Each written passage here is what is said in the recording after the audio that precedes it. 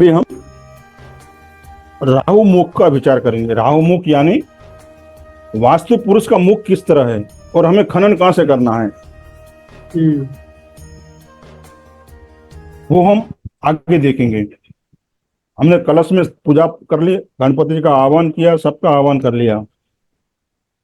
अभी हमें खनन का प्रारंभ करना है, तो किस दिशा से हम करेंगे? तो राहु मुख जो है वो 3-3 महीने एक दिशा में रहता है। वो जैसे भाद्रपद से, सौर मास है वो, सूर्य मास से भाद्रपद, जो वहां से शुरुआत करें आप जी, 3 महीने वो रहेगा वहां, एक ही जगह, एक ही दिशा में। तो मतलब आपके के तो भादो क्वार कार्तिक 3 महीने रहेगा। हाँ, भाद्र, अश्विन और कार्तिक ठीक है। 3 महीने रहेगा। फिर अगले 3 महीने वो दिशा बदल देगा। जी, अगेन महापुरुष में बदल जाएगी दिशा। हाँ जी, अगले 3 महीने फिर वो मागसर, पोष और इस तरह से जो महीने आते हैं ना हमारे हिंदू धर्म के, 3-3 महीने वो रहेगा, फिर बदल जाएगा। वो वास्तु पुरुष का जो मुख है वो बदलेगा 3-3 महीने में। तो जो खनन विधि होती है हमेशा मुख्य दिशाएं से नहीं होती है। जैसे मुख्य दिशा कौन सी है हमारी? पूर्व, पश्चिम, उत्तर, दक्षिण, ये 4 मुख्य दिशा से नहीं होती है, उप दिशाएं से होती हैं। जैसे अग्नि, हाँ, ईशान, अग्नि, नैऋत्य, वायव्य, यहीं से शुरुआत होगी। तो अभी 4 में से कौन सी दिशा में मैं आज खनन करूं? हमारे हिसाब से कब करना चाहिए 4 में से? तो मैं आपको एक स्क्रीन शेयर करता हूं, तो आपको उसमें समझ में आ जाएगा सब। तो नींव खोदने की शुरुआत जो है ना, वो हमेशा कोणों से होती है, मुख्य दिशा से नहीं होती है। ठीक है सर। उप दिशा जिसे हम कहते हैं ना, वहां से होती है। जी तो ये स्क्रीन विजिबल है आपको? जी सर। ये देखिए, अभी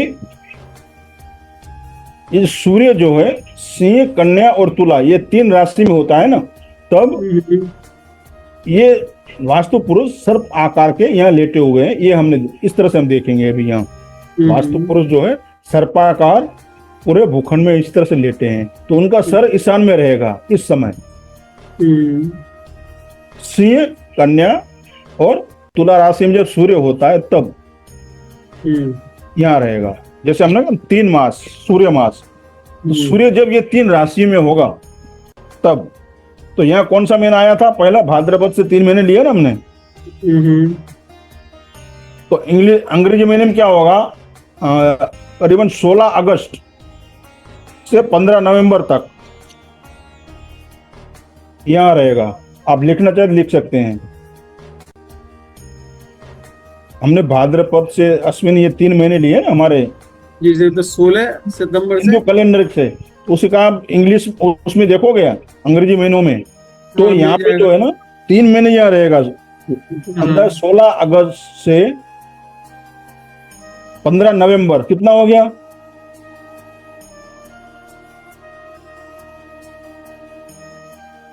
ये पहले आप नोट कर लें। 15 अंग्रेजी महीने में 15 अगस्त से 16 नवंबर तक, ये महीने हो गए, 3 हो गए सर। 16 अगस्त से 15 नवंबर तक मुख्य ईशान दिशा में रहेगा। समझ में आया? जी। ये 3 महीने हो गए ना जी। तो इन 3 महीने में आपको यदि खनन विधि करनी है तो हम ईशान में नहीं कर सकते, क्योंकि यहाँ सर है उनका, और वायव्य में भी नहीं कर सकते हैं क्योंकि यहाँ उनका धड़ है यानी पेट है, ये यहाँ है समझो, और नैऋत्य में पूंछ है। तो इनके आगे वाली दो जो कोने है उसको छोड़ देना है, या उसके पीछे वाले पे लेना है। यानी अग्नि खाली रह गया, ये अग्नि दिशा है, अग्नि कोना है, तो अग्नि खाली है, तो अग्नि में आप खनन विधि शुरू कर सकते हैं। सर अग्नि से खनन विधि शुरू करके एंटी क्लॉकवाइज मुंह की तरफ चलेंगे या पूंछ की तरफ चलेंगे? खनन विधि हमेशा क्लॉकवाइज चलती है, ऐसा ऐसा यहाँ ऐसा जाना है। अच्छा, अग्नि से नैऋत्य, नैऋत्य से वायव्य, फिर ईशान। अच्छा। तो ये इतना समझ में आ गया। आपको इन महीनों में यदि खनन विधि करनी है 16 अगस्त 15 नवंबर के बीच, तो ये 3 दिशा में 3 कोनों में नहीं करोगे, क्योंकि यहाँ इसका मुंह है, ईशान में मुंह है, और वायव्य में उसका पेट है ये, और पूंछ नैऋत्य में है, अग्नि दिशा खाली है, तो अग्नि दिशा से शुरुआत करनी है और फिर इस तरह से क्लॉकवाइज हमें खनन करते हुए आगे बढ़ना है। लेकिन सर इनका मुंह तो एंटी क्लॉकवाइज चलता है, घूमते तो एंटी क्लॉकवाइज है ये। हाँ, ये मैं बता रहा हूँ ना आपको, ये इस तरह से घूमेगा राहु। ये उसके फिर आगे ये समझ में आ गया? किसी को कोई डाउट है? नहीं, आ गया समझ में सर। बाकी बुद्धि जी आपको समझ में आ गया? ये समझ में आया? हाँ जी सर, हाँ जी सर, बिल्कुल। खनन विधि की शुरुआत कहां से करनी है? तो इस केस में अग्नि कोण से करनी है और क्लॉकवाइज आगे बढ़ना है हमें, ठीक है? राइट। उसी तरह अभी ये कहा 15 नवंबर तक था ना यहाँ पे, अभी 16 नवंबर से बदल जाएगी 12 फरवरी तक।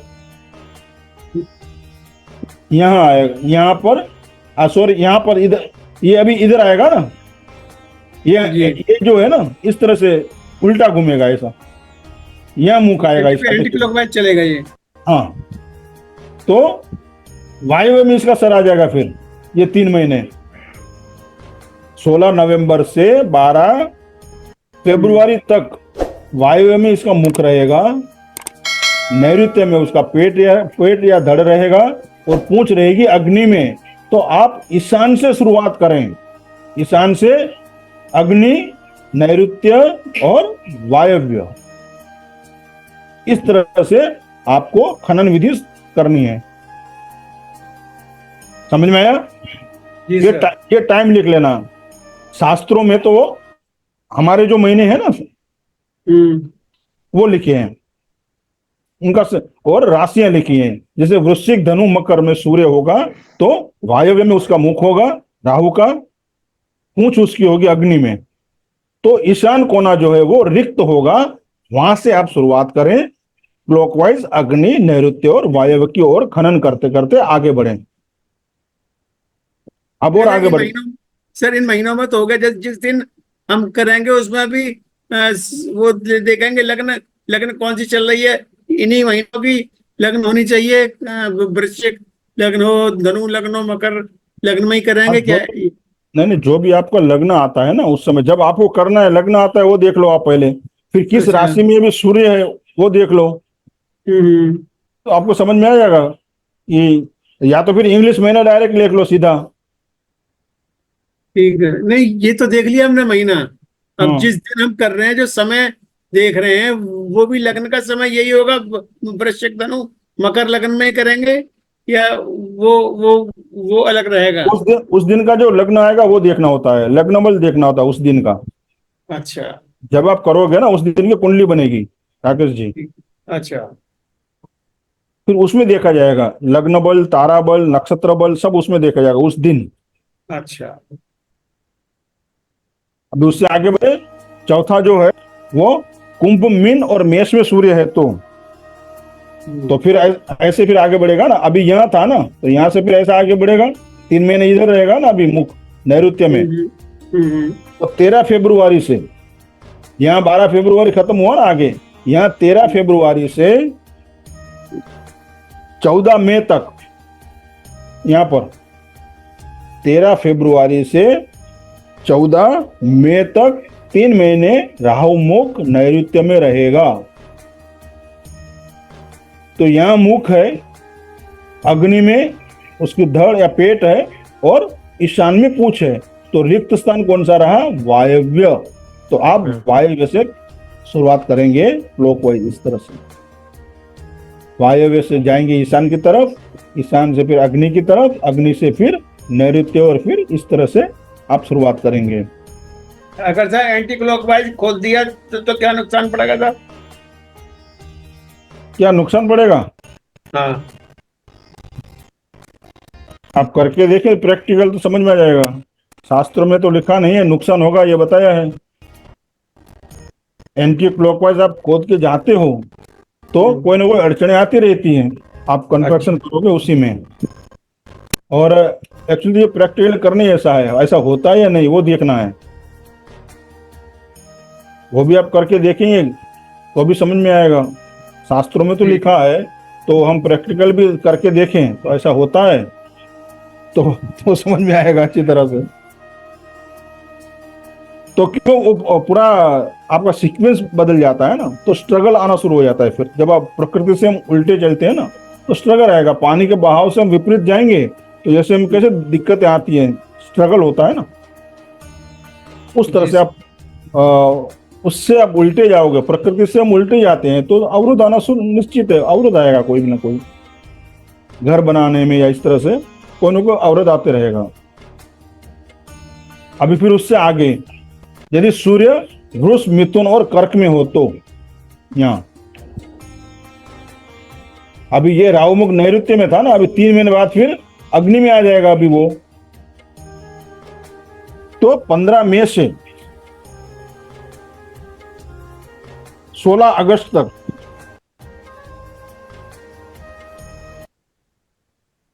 वो अग्नि दिशा में रहेगा। उसका मुख कहाँ? मुख अग्नि में है। पेट कहाँ रहेगा? ईशान में। उसकी पूंछ जो है वो वायव्य में रहेगा। तो कौन सी दिशा है? नैऋत्य दिशा उसकी रिक्त है, खाली है। तो यहीं से आपको शुरुआत करनी है और क्लॉकवाइज जाना है, वायव्य से फिर ईशान और अग्नि की तरफ बढ़ना है।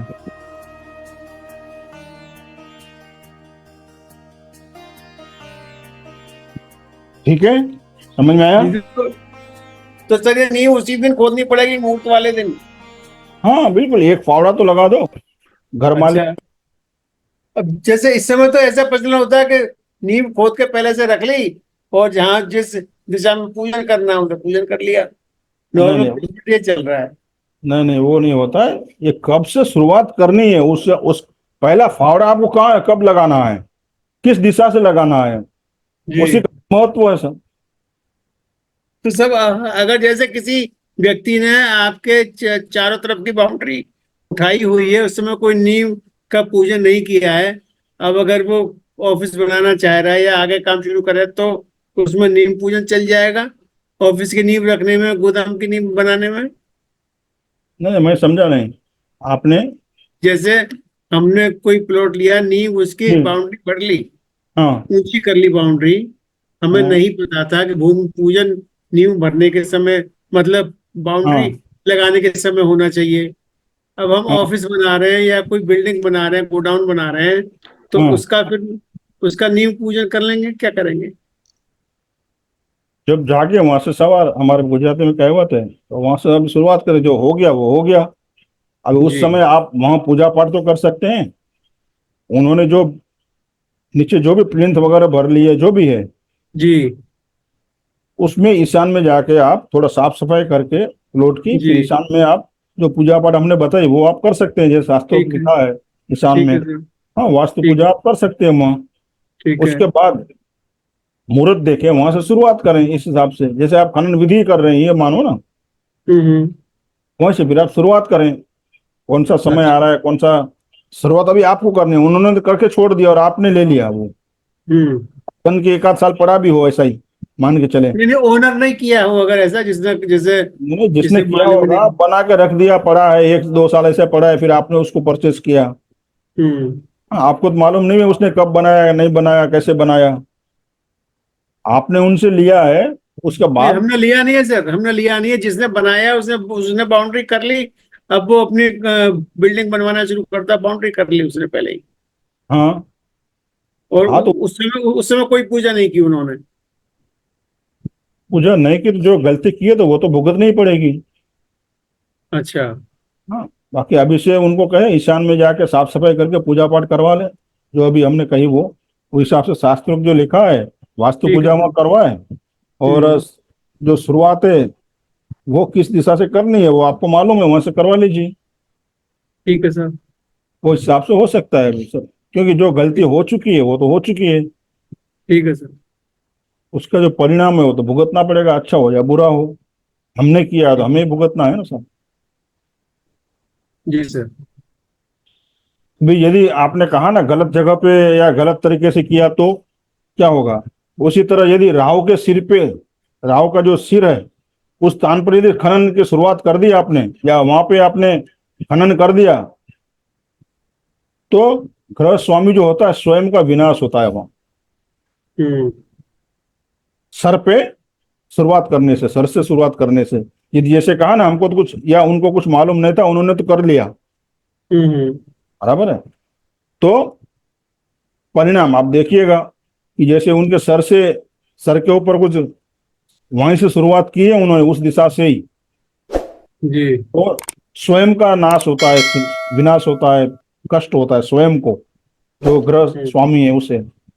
पीठ पर खनन करने से माता पिता का विनाश होता है, दर्द होता है, माता पिता को दुखी होते हैं। और पूंछ पर खनन करने से स्त्री पुत्र, स्त्री और पुत्र का नाश हम्म। होता है। उनकी पत्नी को दिक्कतें आती हैं और पुत्र को दिक्कतें आती हैं। हाँ, मगर खाली स्थान से यदि खनन करना है आपको, करते हैं हम्म। यदि आप, तो वो हम्म। आपको सर्व समृद्धिदायक फल देता है। धन धान्य से परिपूर्ण भवन आपको मिलता है, समृद्धि देता है ऐसा भवन। हम्म।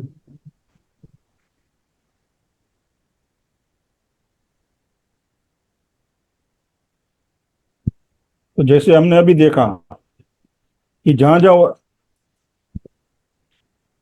खाली है, हम्म। जिस दिशा में राहु की कुक्षी होती है, कुक्षी यानी राहु की कुक्षी यानी खाली जगह, वो रिक्त जगह है जो कोने में जिस समय आती है, हम्म। जैसे हमने राशि वाइज देखा ना कि ये हम्म। राशि में सूर्य है तो ये दिशा में खाली रहेगा, इस दिशा में हम्म। मुख रहेगा। तो इस तरह से आपको खनन प्रारंभ करना है, ये देखते हुए कि कहाँ पे राहु कुक्षी आती है। राहु कुक्षी यानी ये शब्द शास्त्रोक्त है। कुक्षी, कुक्षी यानी रिक्त, खाली जगह। तो जहां खाली जगह है अच्छा। वहां आप खनन करें। मुख, पुष्प और पीठ पे हम्म। खनन अशुभ होता है, हम्म। कष्टदायक होगा, ये शास्त्रोक्त लिखा हुआ है। जी। तो इस तरह से हमें खनन विधि की शुरुआत करनी है। और कोई पूछे सर? मैंने तो काफी पूछ ली है। उन्हीं को पूछ रहा हूँ कोई प्रश्न है तो। नींव खोदने की विधि भी हम ले लेते हैं अभी। नींव कैसे खोदनी है, अभी दिशा तो निर्धारण कर लिया हमें, चलो यहां से हमें समय मिल गया, प्लॉट ले लिया, पूजा पाठ हो गई। अभी हमें दिशा भी नक्की हो गई कि हमें इस दिशा से खनन विधि शुरुआत करनी है। तो शुरुआत हम कैसे करेंगे, तो संबल, लंबी जो लोहे की वो आती है ना, रोड आती है, या कुदाली है सब्बल या बोलते हैं, फावड़ा है। सब्बल। हाँ, सब्बल बोलते हैं, सब्बल। हाँ, संबल, खुरपी, कुहाड़ा या हाँ। फावड़ा, जो भी है, हम्म। भूमि खोदने के जो भी अस्त्र हस्त्र जो भी हैं, उपकरण, उसे लें और भैरव का पूजन करें। और दिक्पालों का पूजन हमने कर लिया वहां पे, हम्म। दिक्पालों का पूजन हमने कर लिया, हम्म। कुल देवी कुल देवता का पूजन हमने कर लिया। हम्म। ठीक है, सारे हम्म। दिक्पालों को भी हमने पूजा कर ली। हम्म। और वास्तु पुरुष को भी हमने नमस्कार कर लिए। तो इन सबको प्रार्थना करते हुए, भगवान शिव का नाम लेते हुए, ब्रह्मा विष्णु महेश का नाम लेते हुए, हमारे कुल देवता, कुल देवी या कुल देवता आपके जो भी है या जो आपके इष्ट हैं उसको याद करते हुए पूरी शक्ति के साथ भूमि पर, यानी जिस स्थल पे आपको खनन शुरुआत करनी है उस आपने मार्क कर लिया, वहां पे फिर जोर से प्रहार करना है या खोदना है।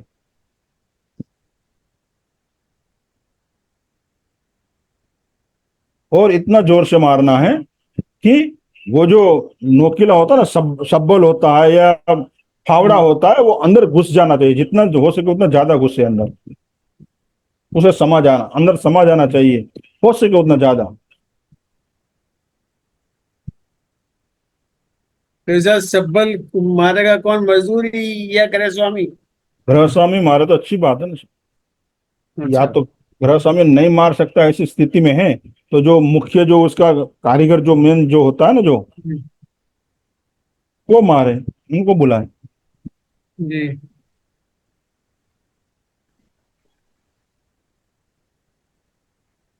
तो प्रथम वार जो आपने किया, हम्म। वह जो औजार है वो तो भूमि में समा जाएगा, जितना थोड़ा बहुत जो भी गया वो, या हम्म। फावड़ा है, सब्बल है, जो भी है, उसे उसी स्थिति में रहने दे आप, छोड़ दें, जैसा गया ना वैसा छोड़ दें। उसके ऊपर क्या करना है फिर, एकदम नया वस्त्र, उसे ढक दे नए वस्त्र से। अच्छा। फिर भूमि पूजन के लिए जिस ब्राह्मण को आपने बुलाया है, जिस पंडित जी को वहां आपने बुलाया है, हम्म। उससे कहें कि उस जो लोखंड जो अंदर गया है, प्रवेश किया हुआ है अंदर, जो औजार गया है, हम्म। कितने उंगुल भूमि में गया है वो देखें, हम्म। उसको कहे निकाले, और फिर मापे कितना उंगुल वो अंदर प्रविष्ट किया है। हम्म। ये फिर उसको अंगुल का अपना माप कैसे होगा सर, अंगुल का माप? उंगली से मापे ना, कितने उंगली गया है अंदर। अच्छा। यदि वो लोखंड का जो है औजार भूमि में हम्म। विषम संख्या में है, हम्म। विषम वाले अंगुली में जो होती है ना, 3, 5, 7, 9 आदि, यदि वो इस तरह भूमि में प्रविष्ट हुआ है हम्म। तो वो पुत्र की वृद्धि कारक होगा, पुत्र वृद्धि कारक होगा। अच्छा। यदि सम उंगली है, ना अब इस तरह से देखा ना, ये जो है ना हमारी एक उंगली, 1, 2, 3, ऐसा हो गया ना, अच्छा। इस तरह से मापेगा वो, 1, 2, 3, कितनी आई, 4 आई है, 5 आई है, 6 है, 3 है। हाँ, तो विषम है तो पुत्र की उन्नति वहां होगी, पुत्र वृद्धि कारक होगा वो माँ। और माप यदि सम है उंगली में 2, 4, 6, तो कन्या प्रदायक होगा, कन्या का, कन्या ज्यादा होगी, या कन्या प्रदायक, वहां कन्या का आशीर्वाद वहां ज्यादा रहेगा, यानी कन्या ज्यादा होगी वहां। और न सम है न विषम है तो हम्म। मध्य की स्थिति भी हो सकती है ना, जी। 3.5, 4.5, हम्म। 2.5, 5.5। हाँ, हम्म। तो वो अशुभ माना जाता है। हम्म।